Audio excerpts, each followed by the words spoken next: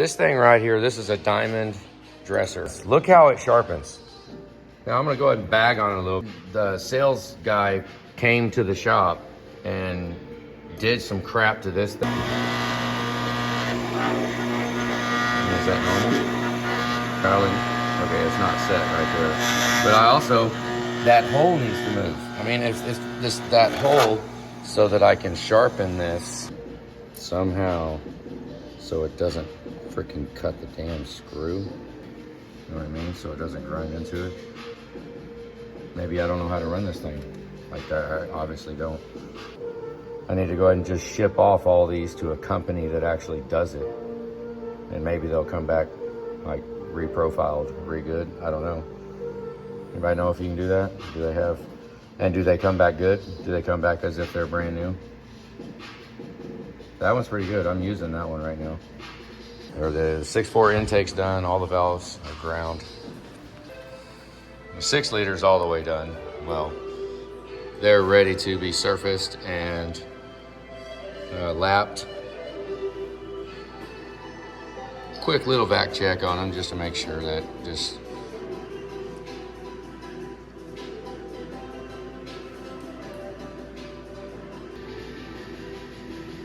some of them took more than others. 764, 6.4 exhaust. 65 thousandths is the width at 40-degree angle.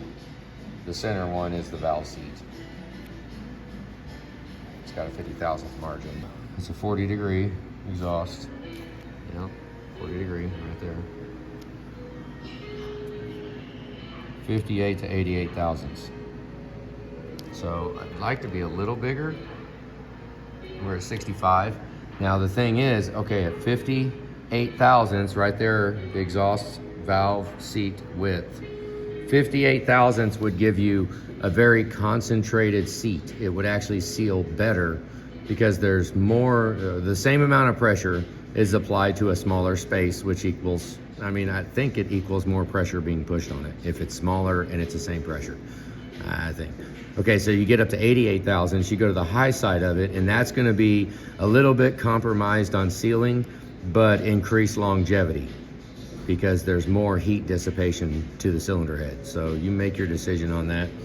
And it's a big deal to have them made, so we find one in the book. So 65 thousandths, a little bit more than the minimum, but nowhere near the high. So we'll, little exhaust seat info. Well, magnifying glass does help. There you go. Pretty good. And then transfer that line over to the very outside of the seat cut. And then try to see it, because I can't see it. Now, yeah.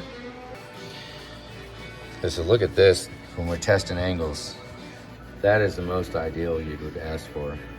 You can see how it's smashed in the middle, but that means that I'm on a pretty good angle because the reveal's the same, and it's just cleaning out on the other side back there. Let me see if I expand it. There you go.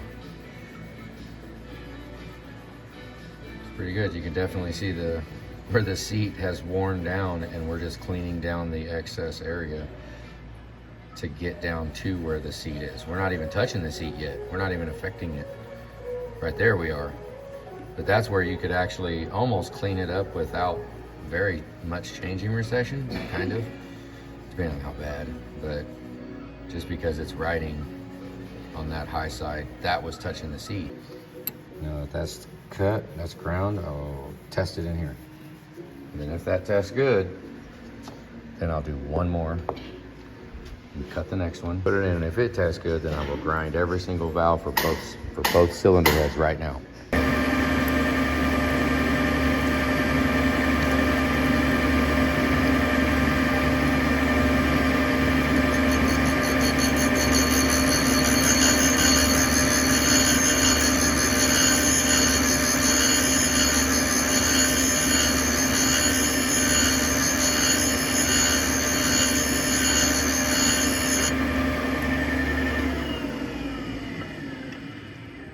Didn't even clean it.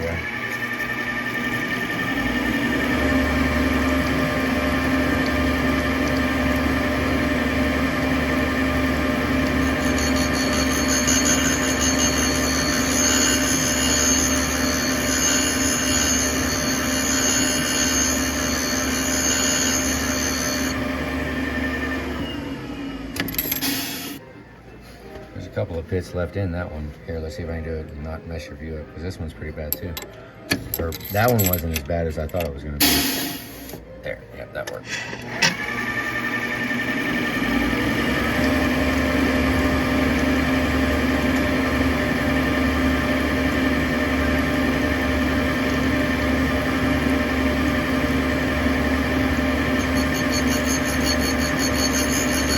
Yeah, it's only cutting the inside and the outside. The middle's almost empty, but it's cutting the top. The very top. It's just.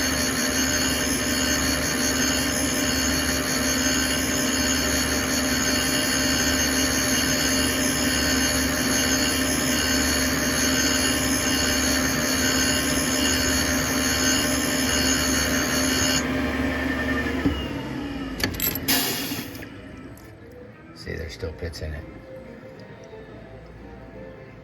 Right there. There. See, how much do we cut? Because we could sacrifice a little, because those will, I think those will smash down. I don't know.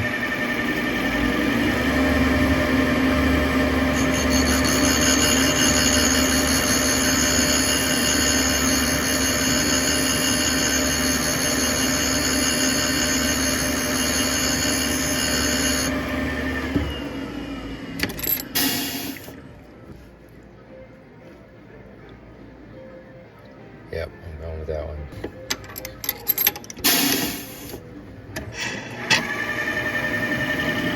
You get the idea. So we do 2 quick laps on it to check them. They look beautiful, and they're sealing absolutely beautiful. They're great. We come in early to get it done. Looks like the same, but we 164 is done. They're lapped and checked and ready to surface along with those 2. So now we got 1 more to do. I've already done all the work on it too. So it's, yeah, I just got to flip it over and run the cutter through it and go. I've already got the valves ground. Everything's ready to go for the last head. See, we keep tabs up on them. I had to pull out the other block because I got 1 board for the 6-liter here, the 2 boards of 4x4s. And I got 2 more 4x4s on the 7.3 over there holding those valves. So I ran out. Luckily, Tanner built this a couple years ago because he ran out too, and he needed a quick thing to hold some valves. So saved us today. Came in handy. Cannot even explain how much this thing has changed our routine. These are, we turned all the lights off. Julie's about ready to eat lunch. These are all cut, ready to check, ready to lap. Make them look like that. That's the goal. All the way across. You know, we're gonna test the limits. Yeah, we can go perfect, cut the seats out, but you can't cut the seats out of those because those are cracked. Cracked as a son of a gun. Remember, we had to talk about this already. They're cracked, so you can't put a seat in it. So you're locked in with where it's at. So I don't want to cut too much out, damn it. I mean, I'd rather have, I think we can lap little imperfections too. Yeah, it's just, I mean, a guy can drive himself crazy trying to find a good set of cylinder heads. I mean, it could actually make the job almost not get done. I mean, I spent 9 months once looking for a crankshaft that I wanted to be good, which, I mean, that's not like a cylinder head. I mean, I think crankshaft really shouldn't be running if it's bent, but cylinder heads with a little bit leaky valves, which they're not leaky. I mean, they're not. We'll see. We'll show you when we, because they're all good. They might leak a little bit where the crack is, you know, just a little. And the guides, we didn't put guides in it, which, I mean, you could argue we should have put guides in it. I mean, you could argue any damn thing you wanted to, I guess. I mean, I bet you this is us testing the limit of, you know, how much do we actually need to do? We'll see, because I bet you this sucker, who knows, man. This is a refresh job. Good chance this thing will outlast everybody. So we got the 6-liter all done, 6.4's all done. Now I got the 7.3 up here. We got a cutter for the intake, a different one. The reason why I stopped is because of that seat is a little narrow. just a little narrow. Yeah, I only tested the one. And this seat, if I remember right, I'm gonna get the numbers out and double check again, but this one should be a little bit wider valve seat. I already lapped it. It was on this seat right here. And you can see it only got a little bit of it. So we got a lot of room to grab some more of it. So let's reset this. This is actually my 6.0 intake seat cutter that I changed. So now that I have those all set up, we can do 6 liter and 6.4 easily. I mean, I'll just stay in practice by setting them up for anything other than 6 liter and 6.4. 7.3, I'll set them up individually. Yep, that's what I'm gonna have to do. 7.3 guys got a little dirty from storing them. I didn't store them properly, I guess. Here is what I would call a hillbilly valve guide test. You take the valve right here, and as fast as you can push it up there, push it up and try to seal the hole. If you seal the hole instantly, now it should be almost like a vacuum, right? And when you push it up, it should not fly forward at all, right? Like this here. So I'll throw it all the way up and see how it. Let me tighten the screws up in this. Okay, we'll get a repair. Still missing 2 screws though. Okay, valve recession.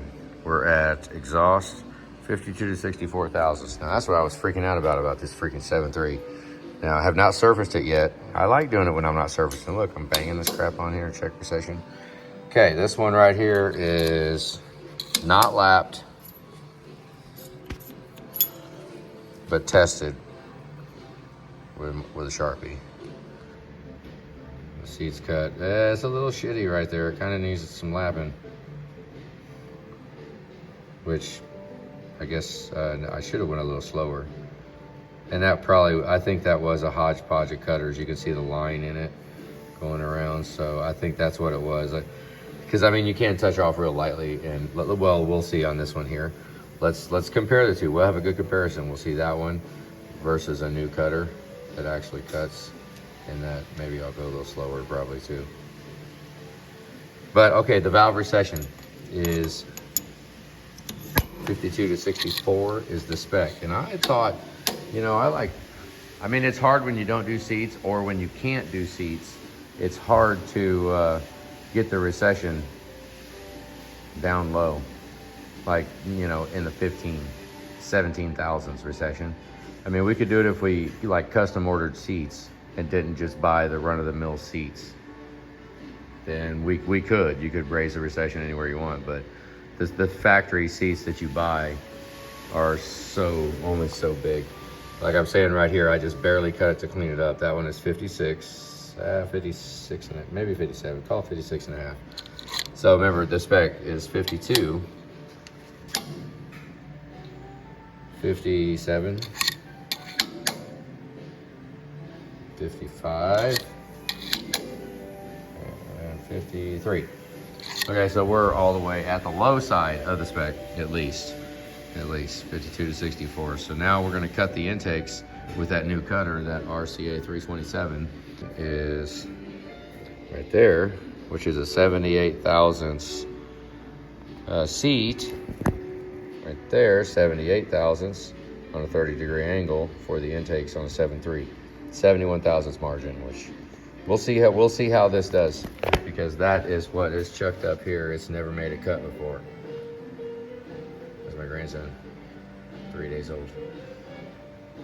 But that's never made a cut before, and that is one of those 327. That's what we was waiting on to get, because these look like this. That.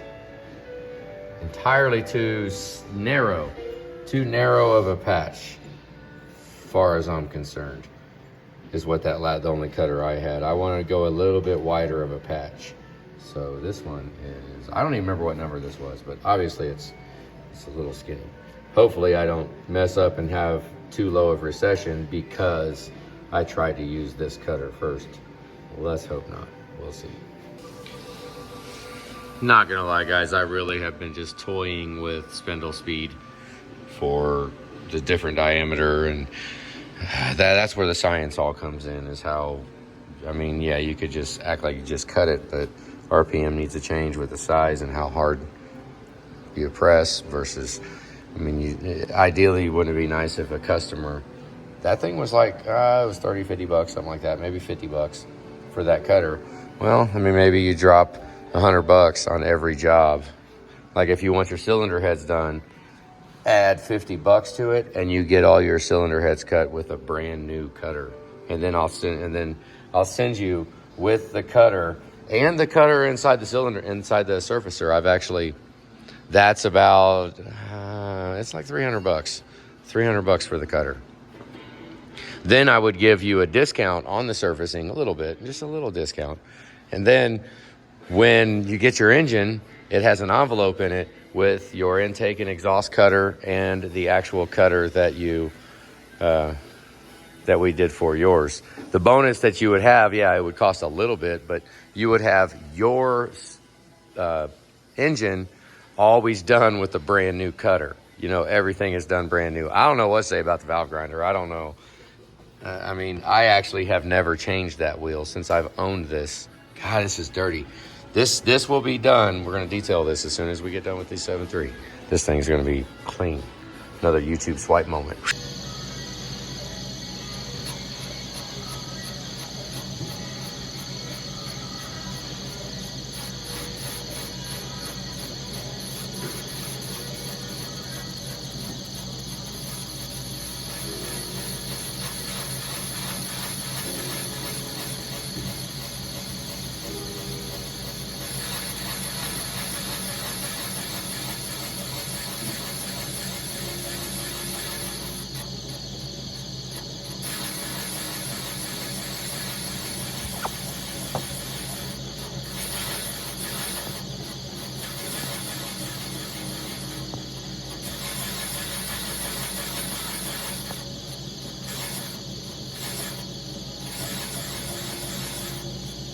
I don't necessarily need to get that edge.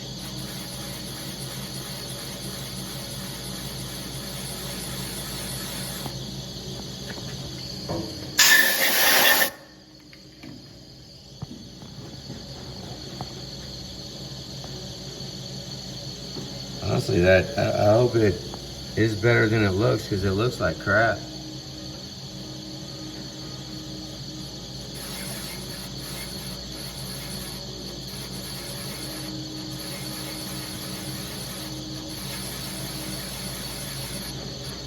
Okay, go with you.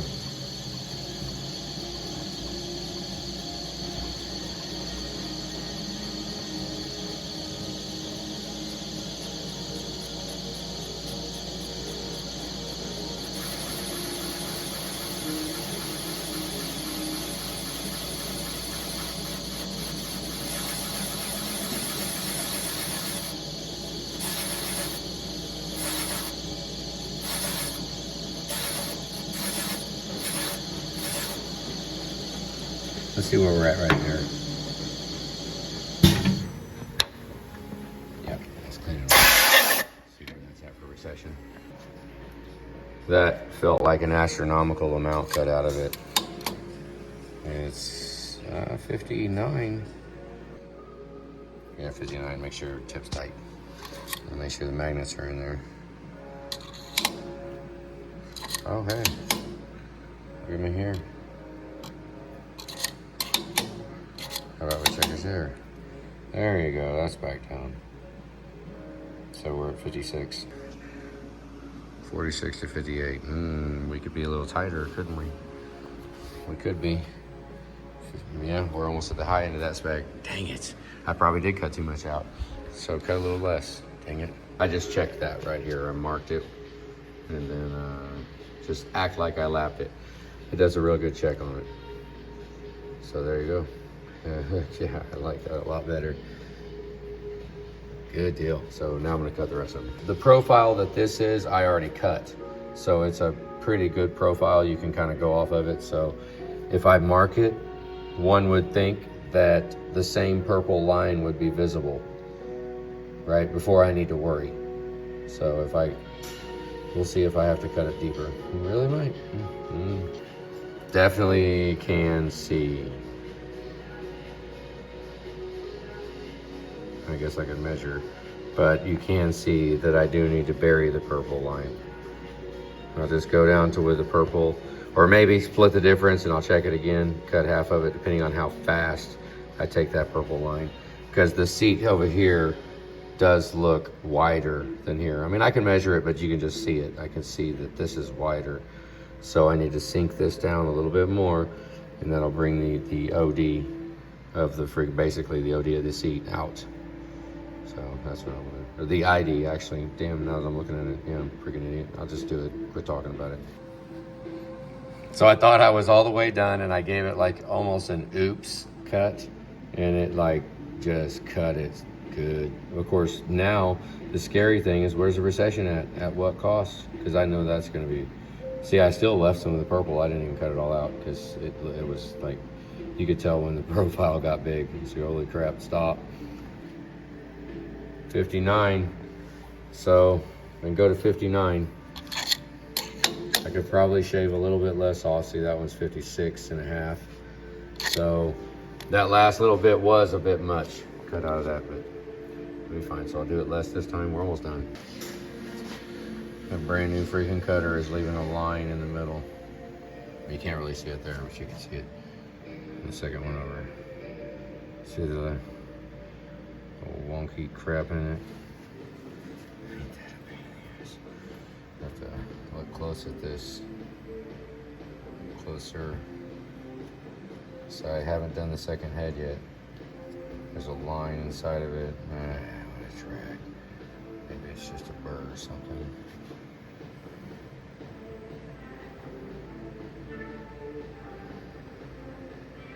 You can almost, that really doesn't look that good right there, does it? Here we are. Man, that doesn't look very clean, but we cleaned it up.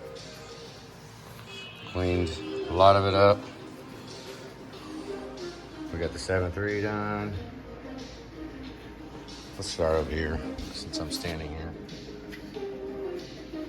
Did 80 valves today. Lapped. Lap took the most time. Cutting it isn't anything. It's lapping them. Lapping them takes the time. All these heads are ready to surface right now. All the seats are done. Look at all of them. You counting all these son of a guns? I lapped every single one of these son of a guns today. Jesus, so damn knows. So next is basically put everything up here, which we almost have already done. Get all that valve-ish stuff out of the way, and then we're gonna transition over to the surfacer. But I gotta leave the machine uncovered because I do use that, and I think I'm gonna go ahead and use that to put together, to assemble the 6-liter and the 6.4. Not the 7.3, I think we're gonna do the 7.3 by hand. Those springs are freaking monstrous. So I don't wanna put the strain on the machine doing it, but the machine can do a 6-liter and 6.4 real easily. So, and set stem heights.